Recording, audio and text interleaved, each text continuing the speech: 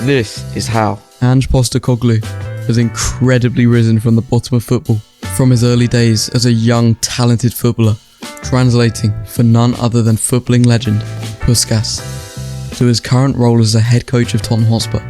We're about to embark on a journey through the captivating and seemingly impossible rise of Ange Postecoglou.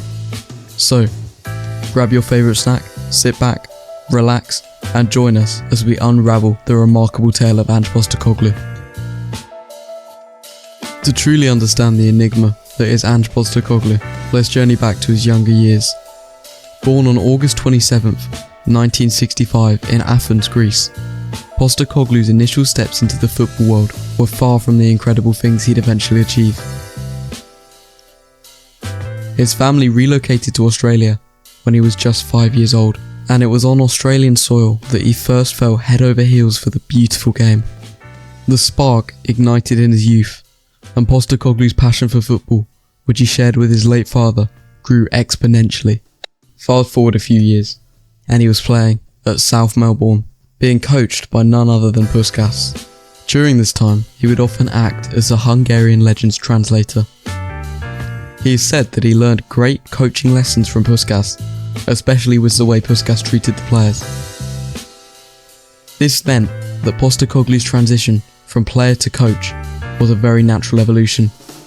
In 1996, he assumed the role of head coach of South Melbourne, a big promotion from his previous role of assistant, setting in motion a coaching legacy that would leave a long-lasting mark on Australian football. Under the management of Postecoglou, South Melbourne embarked on an incredible journey. The late 1990s witnessed the club securing consecutive National Soccer League titles in 1997-98 and 1998-99, effectively ending a 7-year trophy drought. However, their achievements weren't just confined to domestic glory alone.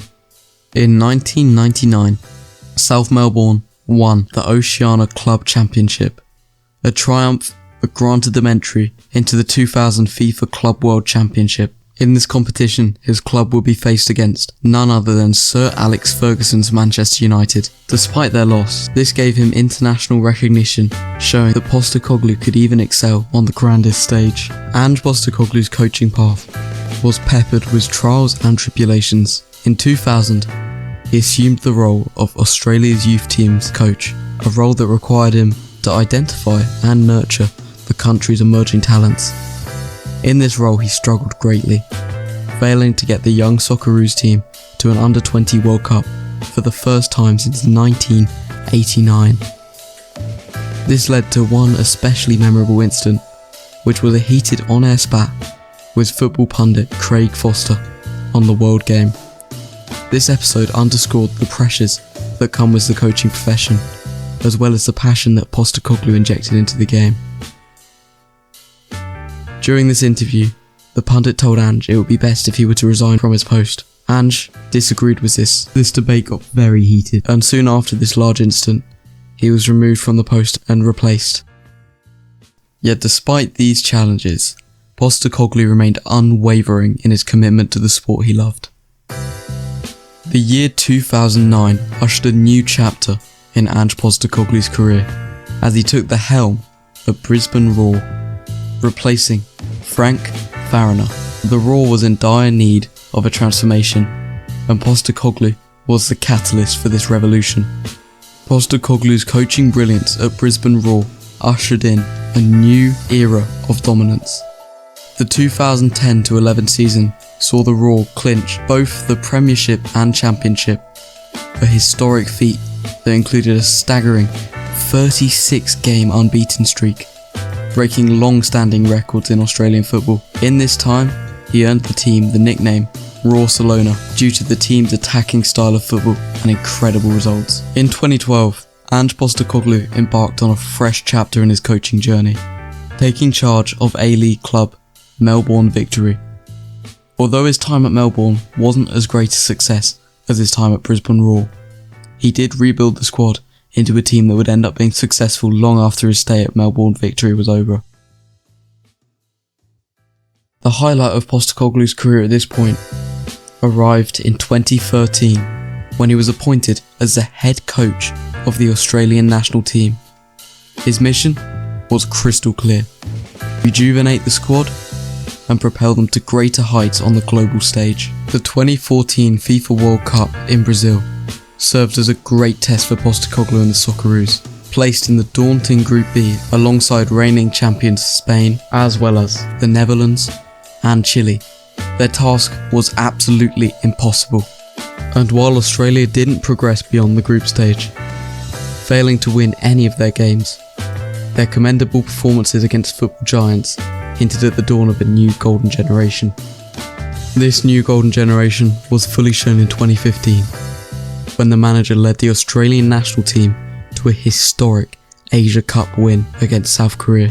In this game, Sonny scored a late goal, taking it into extra time, where Ange's Australia would end up earning their incredible victory. Not long after this, Ange would fall out with the hierarchy of the Australian national team. This would lead to Ange going to Yokohama F Marinos. In 2017, Postecoglou embarked on a thrilling adventure in Japan as the head coach of Yokohama F Marinos. His tenure had many challenges, including the looming threat of relegation, yet he displayed his coaching prowess and turned the tide. The faith that Yokohama F Marinos had in Postecoglou came good in the 2019 season.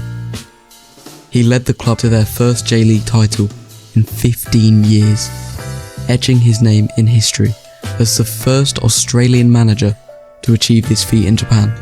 In 2021, surrounded by much doubt by the fans, Ange Postecoglou made history by assuming the managerial reins at Scottish Premier League club Celtic. His appointment marked the beginning of a new era, and he faced the difficult task of reshaping the team in a time that the Scottish League was being dominated by Rangers. This appointment came with much doubt, however, this would soon be proved wrong. Under Postecoglou's guidance, Celtic secured the Scottish League Cup, reclaimed the league title, and maintained their dominance. His arrival sparked an immediate impact, and he became the first Australian to win a league title in Europe. Last season witnessed Celtic's unwavering dominance under Postecoglou's leadership. The team remained at the summit of the Scottish Premiership table, showcasing remarkable consistency, with the club winning an incredible treble. In June 2023, Ange Postecoglou embarked on the next chapter of his journey, becoming the head coach of Tottenham Hotspur. The momentous move marked his entry into the Premier League, where he became the first Australian and Greek manager in the division. His debut season with Tottenham has already started with a bang, earning him the Premier League Manager of the Month award for August. Spurs have already had a historic start to the season, their best since the 1965-66 season. These accolades have already highlighted his remarkable ability to adapt and excel on diverse footballing fronts. Big Ange's voyage from a passionate football-loving youngster to a Premier League manager is an inspirational saga of dedication, innovation, and an incredible passion for the beautiful game. Through the highs and lows, from his playing days to his awe-inspiring coaching triumphs, Postecoglou has left a remarkable imprint on Australian, Japanese, Scottish, and soon hopefully English football. His capacity to rebuild teams, infuse them with an entertaining style of football, and win them trophies speaks volumes about his footballing genius. And there you have it, the captivating story of Ange Postecoglou, a footballing maestro who has defied the odds and scaled the peaks of the sport. If you enjoyed this video, don't forget to hit that like button, share it with your fellow football fans, and for more content, make sure to subscribe to our channel.